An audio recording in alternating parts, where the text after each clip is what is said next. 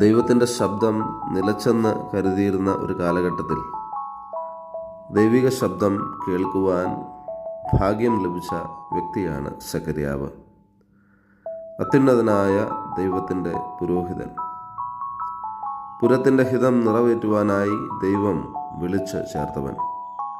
യെരുശലേം ദൈവാലയത്തിൽ ധൂപം കാട്ടുവാൻ സക്കറിയ പുരോഹിതന് നറുക്ക് വീഴുന്നു. ദൈവാലയത്തിൽ ദൈവശബ്ദം കേൾക്കുമ്പോൾ പരിഭ്രമിച്ചു പോകുന്നു സക്കറിയ പുരോഹിതൻ. എന്നാൽ താൻ ആഗ്രഹിച്ച പ്രാർത്ഥിച്ച കാര്യത്തിന് ഉത്തരം നൽകുന്ന ദൈവത്തെ സക്കറിയ പുരോഹിതൻ അവിടെ കണ്ടുമുട്ടുന്നു. ദൈവത്തിൻ്റെ വാക്ക് വിശ്വസിക്കായകൊണ്ട് ഒരു കുഞ്ഞ് ഉദരത്തിൽ വളരുന്ന അത്രയും നാൾ അദ്ദേഹം മൗനിയായി പാർക്കുന്നു.